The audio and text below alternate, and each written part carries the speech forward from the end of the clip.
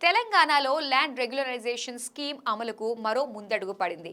ఇంటి స్థలాలు, అక్రమ లేఅవుట్లకు సంబంధించి ఎల్ఆర్ఎస్ స్కీమ్ మార్గదర్శకాలను విడుదల చేసింది రాష్ట్ర ప్రభుత్వం.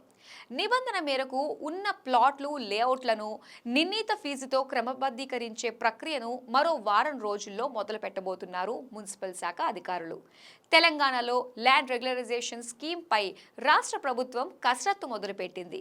పెండింగ్లో ఉన్న ఇంటి స్థలాలు, అక్రమ లేఅవుట్లు వెంటనే రెగ్యులరైజ్ చేయాలని రేవంత్ సర్కార్ నిర్ణయించింది. ఈ మేరకు ఎల్ఆర్ఎస్ కు సంబంధించిన గైడ్ లైన్స్ ను విడుదల చేసింది మున్సిపల్ శాఖ.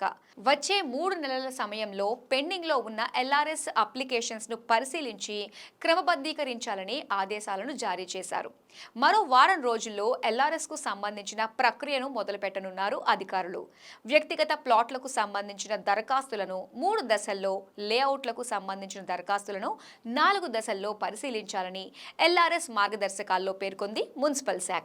లేఅవుట్ల క్రమబద్ధీకరణపై తెలంగాణ ప్రభుత్వం మార్గదర్శకాలను విడుదల చేసింది.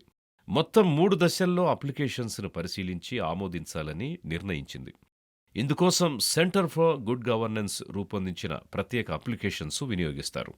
రాష్ట్రంలో ఏళ్లుగా పెండింగులో ఉన్న లేఅవుట్ల క్రమబద్ధీకరణ అంశానికి సంబంధించిన గైడ్ లైన్స్ని సర్కార్ విడుదల చేసింది.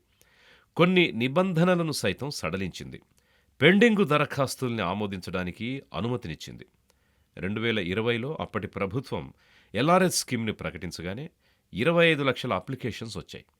కానీ కోర్టు కేసు కారణంగా ఆ ప్రక్రియ అప్పట్లో ఆగిపోయింది.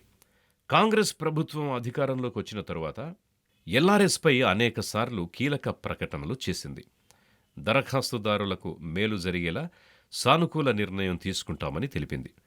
ఈ మేరకు తాజాగా మున్సిపాలిటీలు, గ్రామ పంచాయతీల్లో లేఅవుట్ల క్రమబద్ధీకరణకు అనుమతినిచ్చింది.